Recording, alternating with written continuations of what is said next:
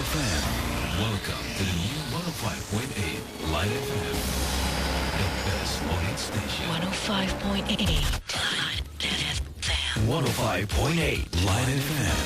Broadcasting live from the 19th floor of Menara BTN, Jalan Gajah Mada number 1, Harmony Central, Jakarta. 105.8 Light FM. Telephone number 633-2703.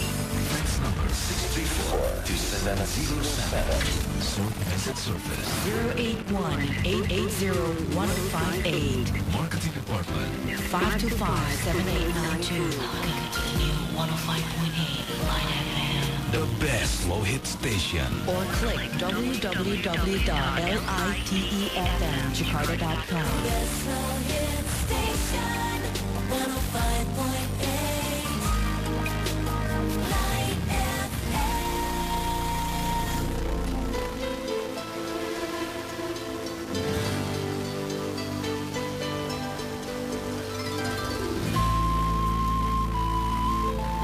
One of our Light FM, the one and only best slow hit station. Assalamualaikum warahmatullahi wabarakatuh.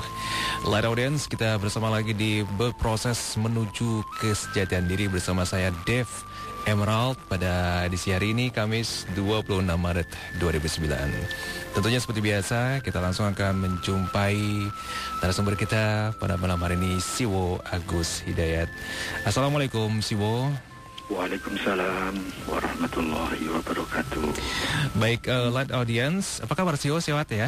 Baik, alhamdulillah. Alhamdulillah. Suaranya bagus nggak nih? Bagus sekali, Ya. bersih. Ya. Kemudian Light Audience, kami mengundang Anda untuk berpartisipasi di acara ini.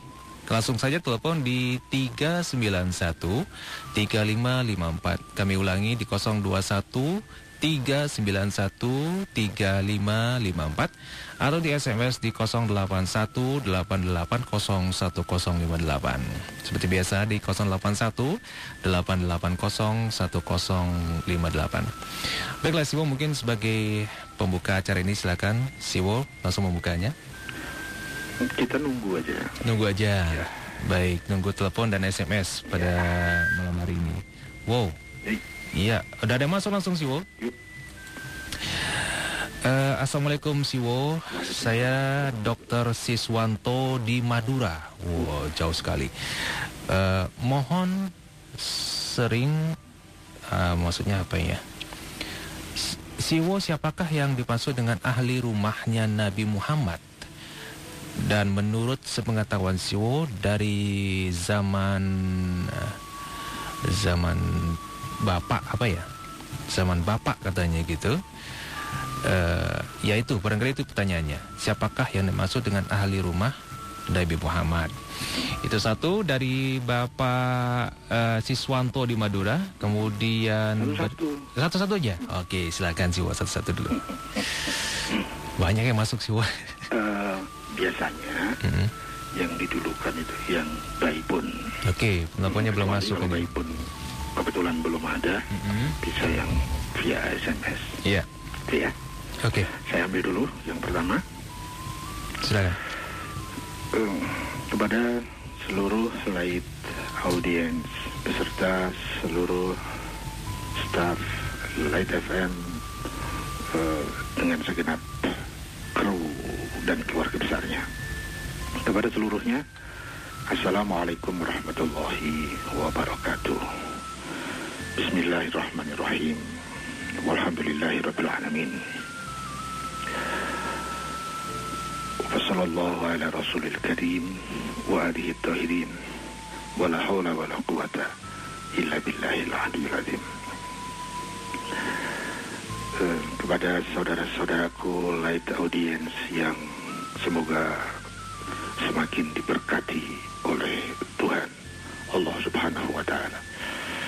Malam ini kita ketemu lagi dan kita sharing kembali. Semoga dengan masing-masing kita menata niat kita kembali dengan acara ini, mudah-mudahan kita bisa mengambil manfaat-manfaatnya. Sebagaimana biasa, saya duduk di sini sebagai teman sharing Anda, bukan sebagai narasumber apalagi rujukan. Kita sama duduk sama tinggi, berdiri sama rendah. Dan apa yang akan saya sharingkan hanyalah sebatas kemampuan yang ada pada diri saya. Pemahaman saya yang akan saya sharingkan nanti tentu masih sangat relatif sifatnya, karena saya juga masih dalam proses. Jadi bukan, mohon jangan difahami sebagai ini loh kebenaran, bukan. Kita baru bareng-bareng deh nyari kebenaran. Kalaupun kita sudah punya keyakinan, punya pemahaman yang benar, mari kita dudukkan itu sebagai kebenaran sementara ini yang harus kita taati sambil kita mencari kebenaran yang lebih tinggi. Dari manapun datangnya, kebenaran adalah kebenaran. Dan manakala kita nanti bisa mendapatkan kebenaran yang lebih tinggi, maka kita kemudian berproses lagi satu langkah mentaati kebenaran yang lebih tinggi itu. Dan begitu seterusnya, kita berproses selalu mencari kebenaran yang lebih tinggi. Dan lagi, seperti biasa, jangan tergesa-gesa diterima, tapi juga jangan tergesa-gesa ditolak. Menerima ataupun menolak itu sesuatu yang pasti ada konsekuensi logisnya, ada akibat tertentunya. Manakala kita menerima dan manakala kita menolak. Pada saat di dalam sharing kita ini ada kebenaran yang bisa kita ambil, tolong diambil kebenarannya dan didukung. Namun manakala ada kesalahan yang terselip sedikit, apalagi banyak, mohon partisipasinya, mohon bantuannya untuk mengkritisi, untuk merevisi. Dan apa yang saya sharingkan sangat logis kok kalau kemudian diperbaiki lagi, dikritisi dan bahkan didekonstruksi sekalipun tidak ada masalah, manakala kita memang mempunyai semangat untuk mari kita berproses menuju kebenaran yang lebih tinggi. Kita berproses menuju kesejatian diri. Laitaudian, kita masuk pada sesi pertama yang sudah diawali oleh Mas Dr. Siswanto. Iya, di Madura. Iya, betul. Beliau mengangkat satu topik yang saya tulis begini. Siapakah yang dimaksud dengan ahli rumah Nabi Muhammad Sallallahu Alaihi Wasallam? Dalam bahasa yang agak teknis ya, ahli rumah Nabi itu juga disebut sebagai ahlul bait Nabi.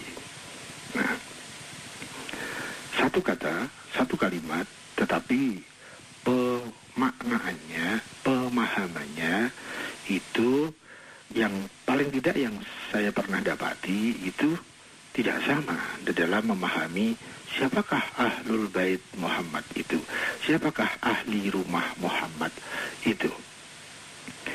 Ada beberapa komunitas yang pernah saya bertabayun ke masing-masingnya, dan saya dapati masing-masing juga punya hujah, punya punya argumentasi, juga punya dalail, punya dalil-dalilnya gitu ya.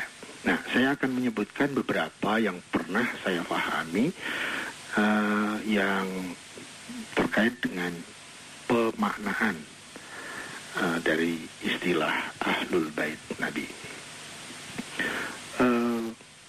Ada satu komunitas yang memaknai istilah ini, ahlul bait Nabi ini, itu sangat luas. Yaitu semua umat Muhammad, jadi semua orang yang bersyahadat, mengakui keesaan Tuhan, kemudian bersaksi bahwa Tuhan itu Maha Esa, bahwa tidak ada Tuhan selain Allah, kemudian bersaksi bahwa Muhammad itu Rasul Allah, dan dia ada di dalam masuk pada keluarga Islam, maka semua itu masuk sebagai Ahlul Bait Nabi. Jadi semua umat Muhammad adalah Ahlul Bait Nabi. Ini saya dapati makna yang paling luas. Saya dapati lagi yang lebih menyempit, gitu ya. Ada sebuah komunitas yang mereka memahami yang disebut Ahlul Bait Nabi adalah seluruh keluarga Nabi. Nah, keluarga itu kan ada istri, ada anak, ada cucu, dan juga ada mertua misalnya. Itu dimasukkan sebagai Ahlul Bait Nabi. Nah, lebih sempit kan? Jadi, apakah semua umat Muhammad Ahlul Bait Nabi? Menurut komunitas ini, tidak. Ahlul Bait Nabi hanya orang-orang Muslim yang dia terkait dengan itu. Ada batas-batas yang disebut dengan rumah Nabi. Kedua, itu tadi kedua. Kemudian ketiga, ada satu komunitas yang ini lebih sempit apa lebih luas, coba kita lihat. Yang memahami, memaknai Ahlul Bait Nabi itu adalah seluruh keturunan Nabi Muhammad Sallallahu Alaihi Wasallam melalui Fatimah Az-Zahra, putri Rasul. Nah, ada yang nanti lewat Sayyidina Hasan, ada yang lewat Sayyidina Husain, yang nanti sering disebut sebagai para habib. Jadi habib-habib sering disebut sebagai habaib. Jadi para habaib seluruhnya itu disebut sebagai ahli rumah Nabi atau Ahlul Bait Muhammad. Nah, itu lebih sempit apa lebih luas nih? Lebih sempit lagi kan? Ada lagi yang lebih sempit lagi, yaitu yang memahami, memaknai istilah Ahlul Bait Nabi ini dikaitkan dengan fisik rumah Nabi.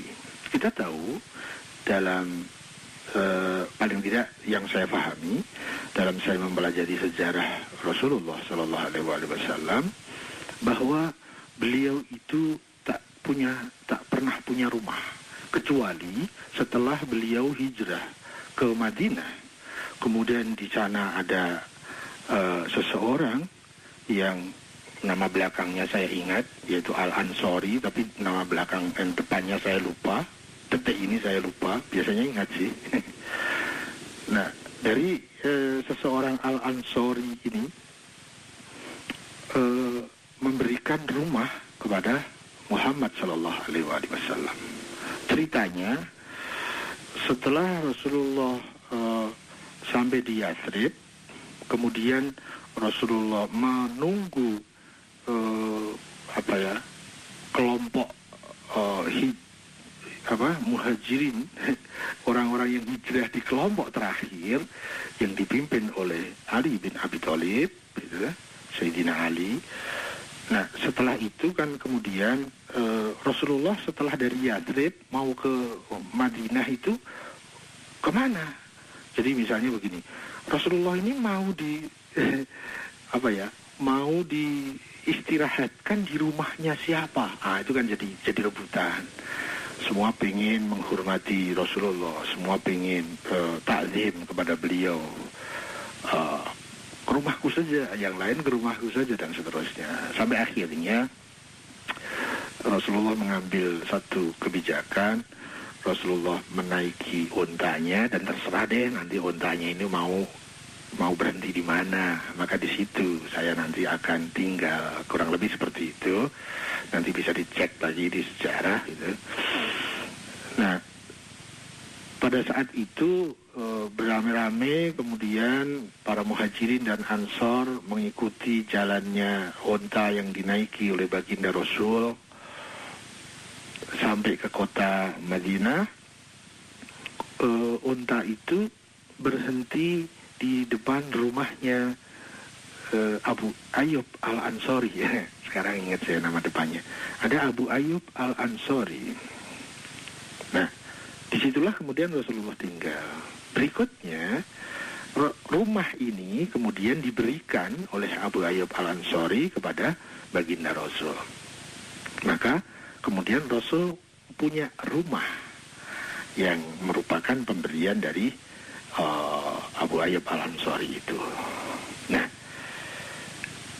kemudian setelah putri Rasul Fatimah Zahra itu dinikahkan dengan Sayyidina Ali, kemudian berumah tangga, rumah ini yang menempati adalah Sayyidina Ali bersama istri tercintanya, ya, Sayyidatuna Fatimah Zahra.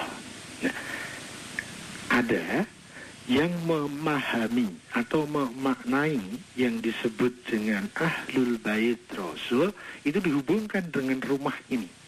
Siapa yang tinggal di rumah itu, itulah yang disebut dengan ahli rumah Rasul. Jadi terkait dengan makna rumah fisik gitu.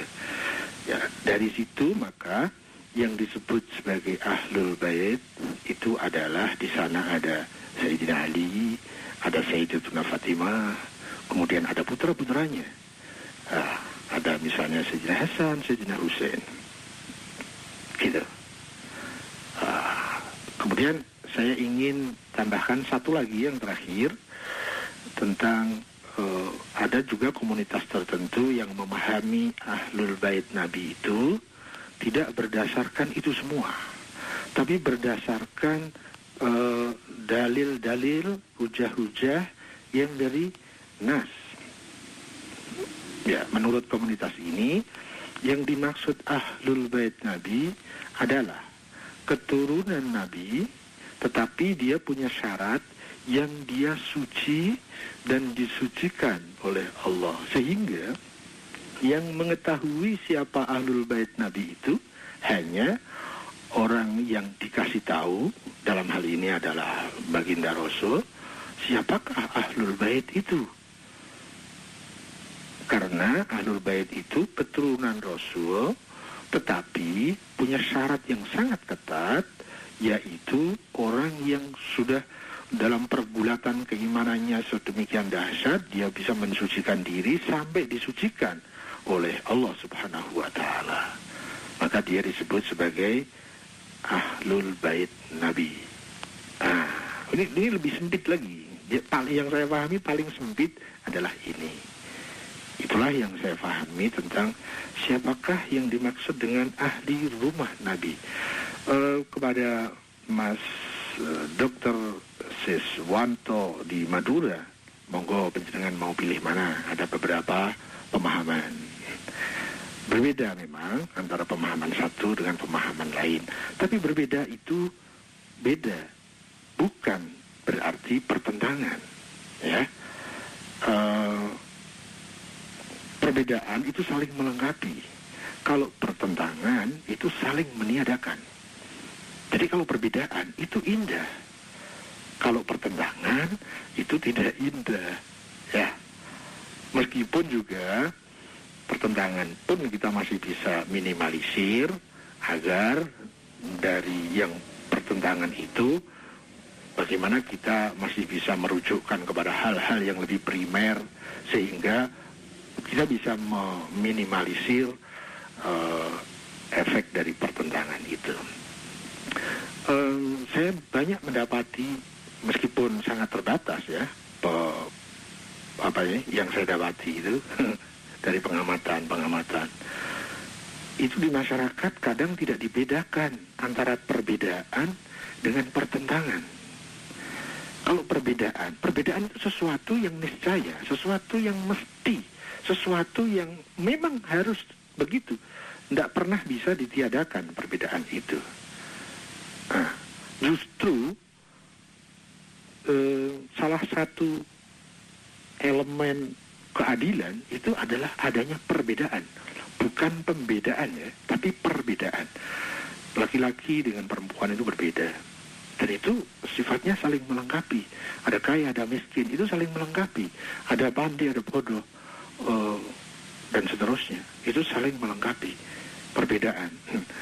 sebuah taman tidak akan bisa disebut indah manakala bunganya cuma satu warna. Disebut indah manakala berbeda warna.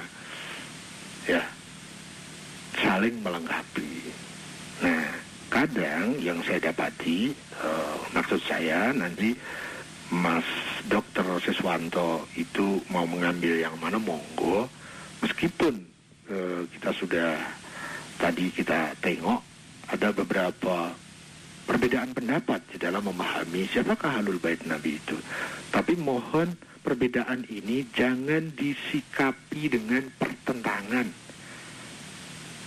Karena perbedaan itu esensinya baik.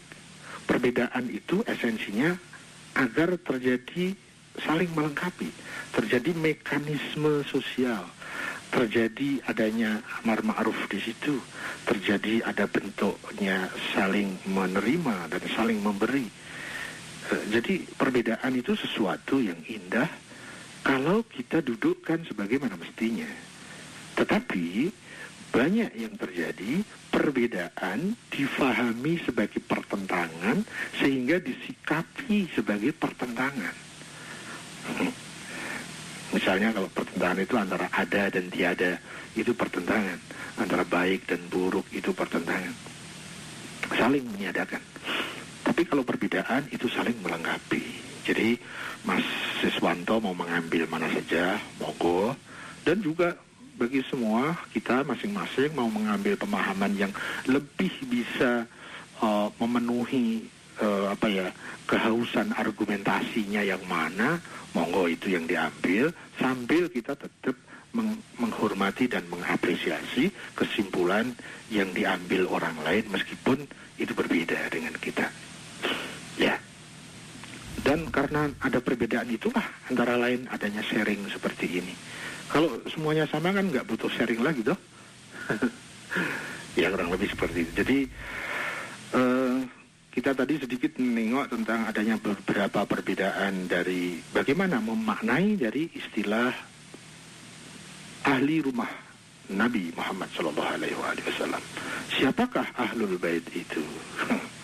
Itu ada berbeda-beda. Tetapi yang penting manakala kita berproses terus mencari kebenaran yang lebih tinggi, kemudian ada informasi masuk lagi, kita cermati. Kalau kurang benar, ya kita tinggal. Kalau argumentasinya lebih mapan, kita bisa lebih memahami. Apalagi nanti pakai tambahan lagi kacamata hati nurani, sehingga lebih terjamin kebenaran yang bisa kita serap. Nah, pada saat kita menerima kebenaran yang lebih tinggi, kita ambil kebenaran yang lebih tinggi itu tanpa kita harus mencela kebenaran sebelumnya. Ya, kayaknya seperti itu deh. Kira-kira seperti itu yang bisa saya sharingkan kepada Mas Dr. Siswanto di Madura. Terima kasih partisipasinya. Mudah-mudahan tidak puas. Saya kembali ke Mas Dev. Baik, terima kasih. Mohon diketahui bahwa Mas Dev ini partner saya terbaru. Oh, betul. Baik, udah ada penelpon derang-dering dari tadi. Ya. Langsung kita terima saja. Halo, assalamualaikum. Ternyata putus. Ya, silakan di 3913554. Halo, assalamualaikum. Waalaikumsalam. Dengan siapa ini, Pak? Satria. Pak Satria di mana? Di Purwakarta. Purwakarta. Silakan, Pak Satria. Nih, langsung aja ya. Yuk. Syarat-syarat apakah untuk menentukan sebuah kebenaran itu syarat-syaratnya apa, Wo? Syarat apakah? Untuk menentukan sebuah kebenaran. Oke. Syarat-syaratnya apa itu? Yang kedua, yang dimaksud perilaku yang salah itu yang seperti apa ya? Yang dimaksud perilaku yang salah. Perilaku yang salah, ya? Karena saya pernah mendengar bahkan membunuh pun bisa jadi benar. Gitu. Oh, gitu. Terima kasih sebelumnya. Baik, terima kasih. Selamat malam. Selamat malam, Pak Satria di Purwakarta. Syarat untuk menentukan kebenaran, kemudian perilaku yang salah itu bagaimana? Terima kasih Mas Satria di Purwakarta. Saya menebak-nebak ini Mas Satria itu punya nama lain yang banyak ini. Satria Baja Hitam salah satu. Kadang-kadang pakai Mas Satria gitu ya. Kadang-kadang pakai Mas siapa gitu. Oh, saya nyimpennya ini loh. nyimpen nomor HP itu sampai ini kayaknya sama tapi pakai nama beda. Ya, terima kasih Mas Satria. Syarat-syarat apakah untuk menentukan sebuah kebenaran? Kalau saya ganti agar lebih mudah, mungkin begini. Barometer apakah untuk mengukur kebenaran itu? Atau mungkin apakah validator kebenaran itu? Mungkin begitu ya. Yang kedua, apakah yang dimaksud dengan, atau apakah ada, atau apakah yang dimaksud dengan perilaku yang salah?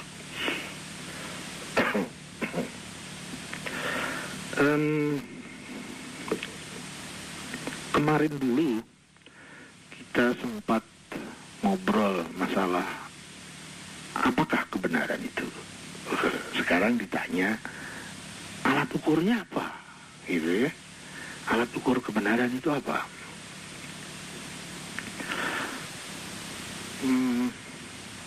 Saya akan mencoba men-sharingkan apa yang saya punya, yang saya ada pada background pemahaman-pemahaman yang saya pelajari dari agama Islam.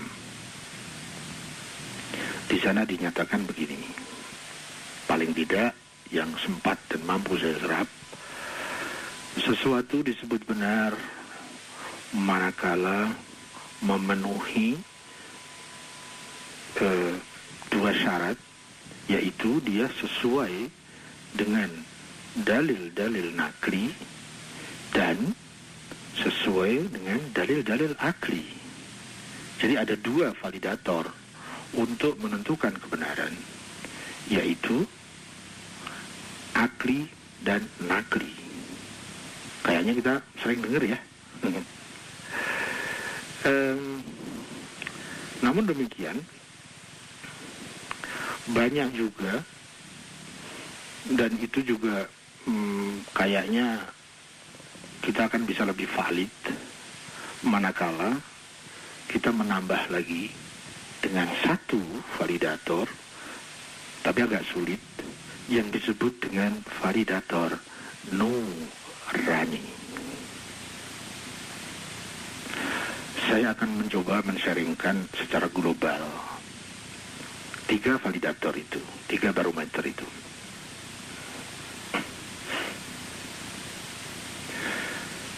Pada saat ada sebuah kasus, beberapa orang yang dia berebut kebenaran, memerebutkan kebenaran, atau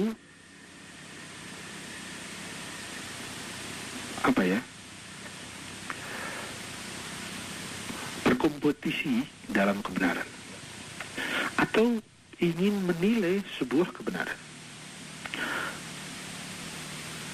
atau lebih turun lagi, mengukur kebenaran. Yang saya tahu begini, bisakah kita mengukur sesuatu tetapi kita belum punya alat ukur yang pasti untuk mengukur sesuatu itu? Kita mau mengukur panjang tapi alat ukurnya kita belum punya. Kita mau mengukur berat sesuatu benda atau panjang suatu benda, tapi alat ukurnya kita belum punya. Nah, bagaimanakah kita bisa mengukur kalau alat ukurnya tidak jelas? Ya, jatuhnya adalah mengukur yang sembarang, gitu kan? Atau sembarang tapi agak lebih cermat, itu nanti jatuhnya kira-kira, prediksi, estimasi, dan lain-lain. Untuk mengukur, kayaknya idealnya kita harus lebih dulu menyiapkan alat ukurnya. Dan alat ukur itu pun harus sesuatu alat yang relevan dengan apa yang akan kita ukur.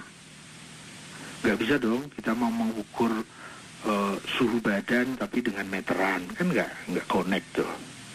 Kita mau mengukur panjang benda tapi dengan timbangan, nggak connect lagi.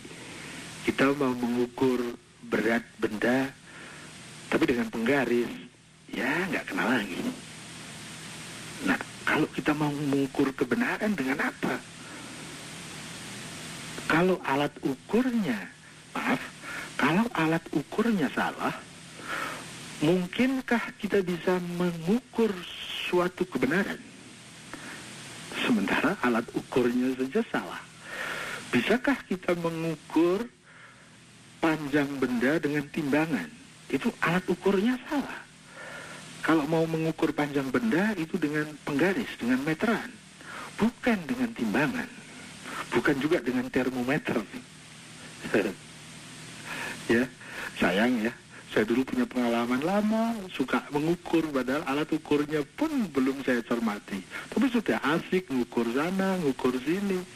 Ya, mengukur seseorang itu jahil, seseorang itu kufur, seseorang itu sesat, seseorang itu... Padahal pada saat ditanya, ente punya alat ukur apa ente? Sudah ngukur-ngukur. Baru sadar, ya Allah. Ampuni saya ya Allah, saya sudah tergesa-gesa, alat ukur juga belum tahu, sudah ngukur sana sini. Yang ngawur lagi, yang saya lakukan waktu itu, saya sudah ngukur kepribadian orang. Oh, orang ini pribadinya begini, orang ini pribadinya begitu, oh dia ini, oh dia itu. Bukan hanya ngukur, kadang-kadang sampai mengklaim dan menghakimi. Kadang-kadang bukan hanya satu pribadi, tapi sekian banyak pribadi yang ada pada satu komunitas tertentu, yang ada madhab tertentu, atau pada agama tertentu. Hebat bener itu si Agus itu. Bisa ngukur sebegitu dahsyat. Mengukur satu diri saja sulit, mengukur orang lain satu saja sulit. Kok kita bisa sih mengukur komunitas, mengukur madhab? Gila itu kali orang. Saya maksud saya. Ya, masa lalu. Begitu kira-kira itu saya nongkrong di halte itu cukup lama. Jadi suka mengukur orang, suka mengukur, bahkan menilai, bahkan menghakimi, dan seterusnya. Ya, atas izin Tuhan, atas kasih Tuhan, atas anugerah Tuhan, atas rahmat Allah Subhanahu wa Ta'ala, saya diberikan kesempatan untuk berproses sehingga hal-hal yang jadul itu zaman dulu itu sedikit demi sedikit atas bantuan Allah dan atas bantuan orang-orang mungkin yang dikirim oleh Allah untuk saya, sedikit demi sedikit saya bisa perbaiki hingga sekarang ini saya tak lagi berani menilai orang. Menilai saya sendiri saja sulit, menilai diri saya sendiri sulit, padahal datanya saya tahu semua. Apalagi kalau menilai orang lain. Jangan jauh-jauh menilai istri, menilai anak, nggak mudah karena kita tidak menguasai datanya, apalagi orang lain. Ya, terus bagaimana kita mengukur kebenaran? Nah, kembali ke situ.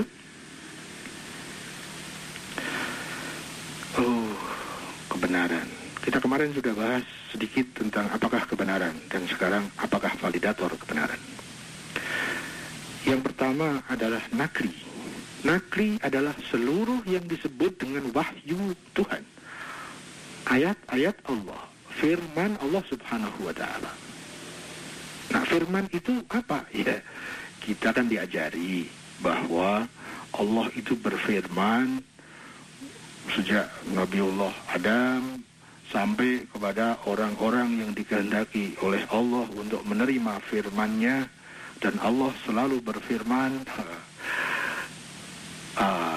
Ada yang memahami firman Allah itu berhenti pada Nabi Muhammad sallallahu alaihi wasallam, tetapi tidak sedikit, dan itu apa ya? Saya pernah ada di terminal di halte itu bahwa setelah Rasulullah Allah sudah nggak berfirman lagi. Tapi kemudian pada saat saya ketemu satu komunitas yang kebetulan komunitas itu sekarang disesatkan sama maaf ya, Pak Mui, disesatkan sama MUI. Tapi justru saya dapat pencerahan antara lain bahwa dari komunitas itu yang namanya komunitas Ahmadiyah itu saya disadarkan, ya akhi, apakah kalau Allah itu maha adil itu akan terhenti pada satu masa tertentu? Tidak, saya bilang. Ya akhi, wahai saudaraku, apakah Allah itu maha Rahman, maha Rahim, itu akan terbatasi oleh masa tertentu? Tidak. Saya jawab tidak. Kemudian beliau nanya kepada saya, kalau Allah itu maha mutakallimin, Allah itu maha berfirman, Allah itu maha berwahyu, apakah dibatasi oleh masa tertentu? Ya Allah, saya baru sadar bahwa tidak ada yang bisa membatasi firman Allah. Tidak ada yang bisa membatasi wahyu Allah. Ya. Dan kita tahu yang bertugas untuk menyampaikan firman itu adalah satu kefungsian malaikat yang disebut dengan malaikat Jibril. Nah, lucu ya. Dari satu komunitas yang disesatkan, tapi saya mendapatkan ilmu yang bisa mencerahkan saya. Saya sangat terima kasih. Terlepas itu disesatkan atau tidak, tapi di sana ada sepercik kebenaran yang bisa saya ambil. Bahwa mustahil Allah itu dibatasi maha firman-Nya.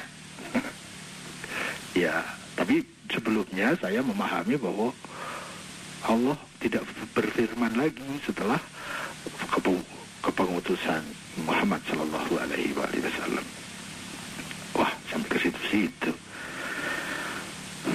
Ya, firman, semua firman, entah di agama manapun, sepanjang itu adalah firman, maka itu adalah dalil kebenaran.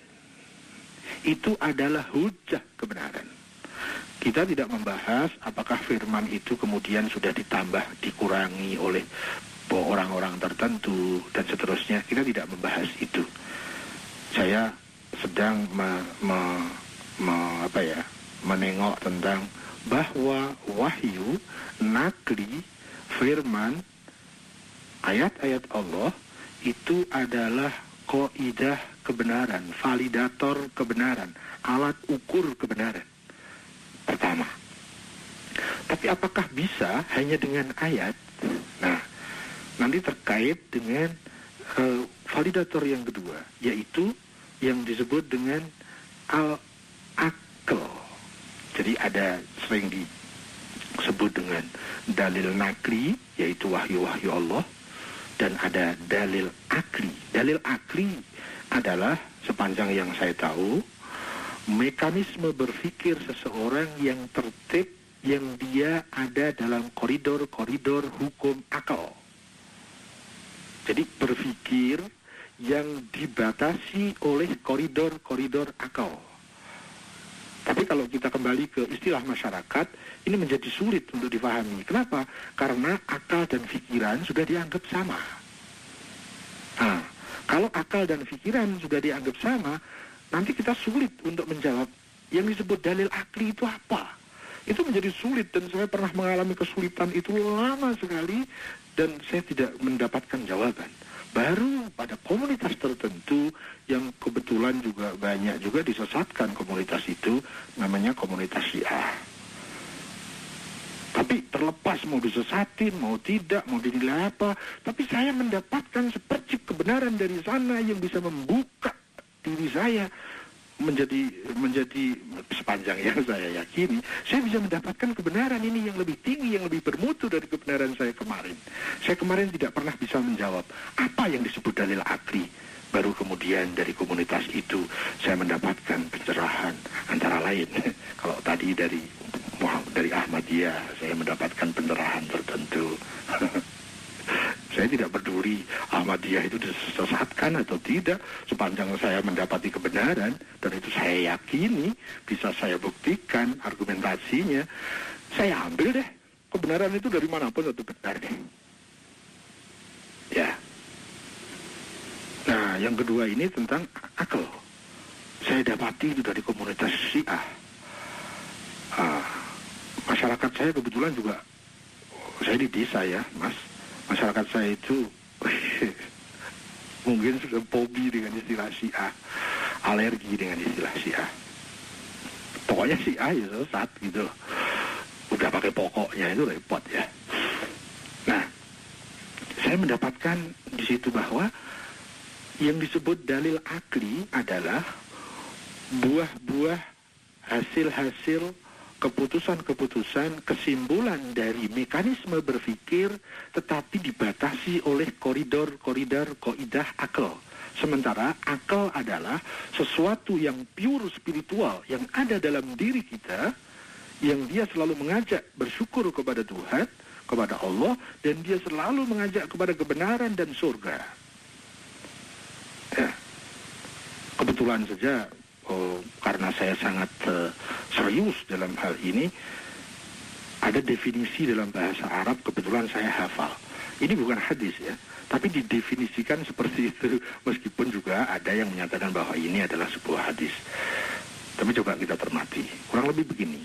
Didefinisikan al-akal itu, yaitu sesuatu ma ubida bihir rahman, sesuatu yang dia selalu dengannya itu selalu ingin menghamba kepada yang maha rahman, yang maha memberi karunia. Dan mau bidabihir rahman waktu sibabihil jinan, dan dia selalu mengajak kita, menarik kita kepada surga-surga jinan. Itu akal, beda dengan pikiran. Kalau pikiran itu macam-macam sekali, Mas. Ada pikiran buruk, pikiran ngeres ya, pikiran resah deh, ada pikiran parno deh. Cuma itu pikiran. Kalau pikiran macam-macam, nggak bisa buat dalil. Yang bisa dibuat dalil adalah kesimpulan berpikir yang dia dibatasi oleh kaidah-kaidah akal. Pikiran adalah mekanisme otak kita, akal adalah sesuatu yang memancar di dalam diri kita, di dalam spiritual kita, selalu mengajak kita untuk menghamba kepada yang Rahman dan selalu mengajak kita kepada kebenaran dan surga. Ya. Kalau mau pakai bahasa yang mudah, akal itu adalah nurani. Beda dengan pikiran. Pikiran yang dikoridori oleh nurani. Nah, itu pikiran itu dia mau berpikir tujuannya adalah sesuatu yang tidak menyalahi kebenaran. Dia mendata, menyimpulkan, menganalisa, menyimpulkan. Itu juga dengan tujuan, bukan tujuan macam-macam. Bukan tujuannya itu untuk ini, untuk itu, untuk ngecap, untuk cari muka, ya, atau untuk apalagi yang buruk-buruk deh. Karena orang mau ngerampok juga menentukan strategi dengan pikiran juga. Tapi pasti tidak diasuh oleh nuraninya. Pikiran yang dia sedang merencanakan keburukan, dia sedang diasuh oleh nafasnya yang di-backing oleh iblis. Sementara yang disebut dalil akli adalah kesimpulan pikiran yang tertib, yang dia diasuh oleh nurani, yang backingnya adalah malaikat. Ya, tapi di situ masih terserta mekanisme pikiran yang itu menggunakan salah satu fisik kita, yaitu syaraf-syaraf yang paling lembut yang ada di dalam otak kita. Maka pikiran itu sangat terbatas. Kenapa? Karena mekanismenya masih menggunakan alat yang fisikal. Nanti ada kaidah validator ketiga, yaitu alat ukur kebenaran adalah nurani. Dia tidak bekerja sama dengan otak. Nanti ilmunya disebut dengan, mungkin bahasa di masyarakat disebut dengan ilmu laduni misalnya. Dalam bahasa filsafat disebut dengan ilmu hudur. Ya. Sementara kalau melibatkan mekanisme otak, itu disebut ilmunya ilmu rasional, ilmu persepsional, ilmu logika, ilmu filsafat, dan dalam bahasa teknis disebut sebagai al-ilmul husul. Ya. Jadi kembali Bagaimana kita bisa mengukur kebenaran kalau alat ukurnya kita belum kuasai? Kayaknya jangan ukur kebenaran deh kalau alat ukurnya aja kita belum tahu. Iya, saya kalau ingat masa lalu saya, jadul saya itu, belagu banget sih loh. Alat ukur saja belum ngerti, sudah ngukur sana sini. Mau jadi hakim lagi, kapan kursus jadi hakim? Ya, kasihan deh masa lalu saya itu. Untuk mengukur kebenaran, kita harus memahami dan menguasai alat ukur kebenaran itu. Kita hanya berdasarkan ayat.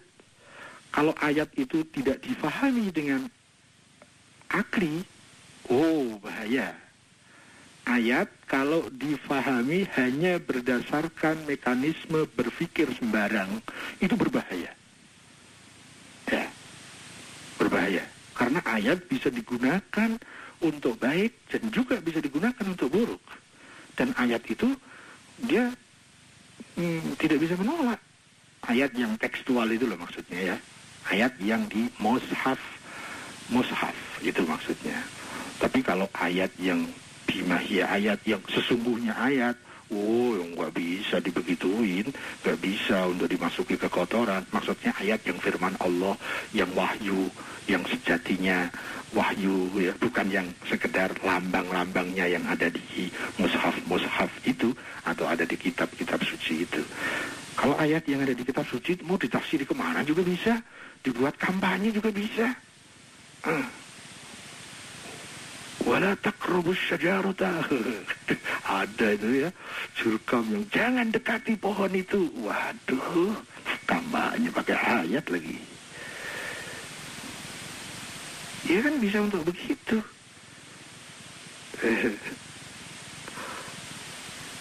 Jadi tadi kayaknya saling melengkapi. Yang satu pertama disebut sebagai dalil nakli, yaitu dari wahyu-wahyu. Kalau orang belum sampai mencapai ke makom wahyu karena jiwanya masih kotor, ya dia harus dibantu untuk memahami teks-teks ayat wahyu, teks-teks wahyu itu dengan kacamata akli, berpikir yang diasuh oleh akal, oleh nurani. Kalau tidak begitu, ayat itu bisa, ayat itu untuk korupsi juga bisa kok. Ayat yang tekstual maksudnya. Ya, untuk menipu orang juga bisa. Bahkan sambil membunuh orang, sambil mengucapkan ayat kan bisa kan. Allahu Akbar itu ayat loh. Terus yang ketiga, ini sepanjang yang saya tahu paling canggih. Ini mencakup kedua-duanya. Wahyu tercakup di situ, alurnya, akli juga tercakup di situ, yaitu pada saat seseorang menggunakan validator nurani, meskipun syaratnya itu seseorang harus bersih dari dosa-dosa. Jalan yang paling cepat adalah dengan pertaubatan. Ya, karena dosa-dosa itu akan bisa mendindingi nurani kita, membalut dengan balutan-balutan hitam, sehingga suara nurani itu sulit kita tangkap, cahayanya tidak mampu menyinari pikiran kita. Nah, agar kita bisa menggunakan nurani yang paling simple, paling efisien, paling strategis, ya dengan pertobatan, agar nurani bersih. Manakala ini dia bisa mampu mengasuh mekanisme berpikirnya, maka berpikirnya akan menjadi akli. Manakala dia semakin mampu lagi, yang disebut dengan mata hati. Jadi kalau tadi itu mata fikir, kemudian mata hati. Dengan mata hati, kejelasan kebenaran akan jauh lebih cermat dan semakin eliminasi dari kemungkinan salah. Itu dengan nurani. Kalau mau simpel, kalau kita mau mencari kebenaran, mengukur kebenaran, mari kita bertaubat. Agar kita mempunyai mata hati, mempunyai satu cahaya dalam diri kita yang disebut nurani, yang dengan itu kita bisa menilai ini benar atau tidak benar. Ada 3 validator. Mungkin sedikit tambahan, kalau kita sudah punya alat ukur yang benar, tapi kalau cara menggunakannya salah, itu hasil pengukurannya juga tidak benar. Kita tahu alat untuk mengukur ini ada arusnya atau tidak, itu sering disebut dengan test pen. Test pen adalah alat ukur keberadaan arus di dalam kabel. Apakah alat ukur itu sehat? Sehat. Stabil? Stabil. Relevan? Relevan. Tapi kalau cara menggunakannya salah, ya tidak terjadi fungsi pengukuran yang benar. Jadi meskipun kita sudah paham alat ukur, tapi kalau cara pakai, cara mengukur itu salah, jadi nanti ada juga kaidah-kaidah cara menggunakan alat ukur. Kalau kita cara memegang test pen salah, kemudian kita mengukur, oh arus ini nggak ada tuh, nggak nyala tuh lampunya, yang kabel satunya nggak ada juga. Tapi gara-gara cara pakainya salah, oh akhirnya kejebak toh. Oh, jadi sangat tidak mudah untuk mengukur kebenaran, tidak mudah. Makanya jangan tergesa-gesa menerima dan juga jangan tergesa-gesa menolak kalau ditawari oleh pihak lain atas sebuah kebenaran. Ya, jangan tergesa-gesa menerima, tapi juga jangan tergesa-gesa menolak.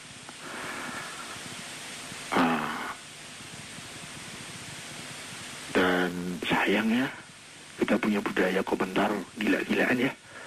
Kita belum tahu komentar. Kita menerima atau menolak itu aja sulit, kita harus berhati-hati. Tiba-tiba komentar, tidak bidangnya komentar. Tukang batu komentar tentang komputer misalnya. Tukang komputer komentar tentang ilmu perikanan. Orang insinyur perikanan komentar tentang poligami. Waduh, kacau deh, kacau. Bayangkan. Ya, budaya komentar itu begitu semarak, merata di seluruh negeri ini kayaknya. Sampai, aduh, yang namanya berita, aduh, ya Allah, kacau sekali berita. Kita harus hati-hati dalam menilai berita, dalam menempatkan berita, dalam menerima atau menolak berita. Sementara budaya klarifikasi hampir mati, budaya tabayun itu hampir punah. Dapat berita langsung, oh berarti itu begitu ya. Belum jadi tabayun sudah mengatakan, wah orang ini celeneh banget, orang ini sesat nih. Belum jadi tabayun, belum jadi klarifikasi, belum sampai mempelajari, belum sampai mencermati, sudah menyimpulkan. Bukan hanya menyimpulkan, komentar. Aduh, kasihan kita ya, kasihan ya, sehingga pontang-panting oleh komentar-komentar itu. Kurang lebih seperti itu. Saya agak berlebihan nih semangatnya nih. Tapi karena masalah ini sangat pernah membawa hidup saya pontang-panting, jadi kemudian saya merasa mendapatkan air yang bisa haus saya itu banyak terkurangi, yaitu dalam membahas tentang validator kebenaran. Dan ini adalah salah satu link yang hilang di masyarakat kita. Apakah link yang hilang itu? Yaitu validator kebenaran. Anehnya, validator yang semakin tidak jelas di masyarakat kita, anehnya budaya untuk mengukur kebenaran dan budaya komentar terhadap benar salahnya sesuatu itu menjadi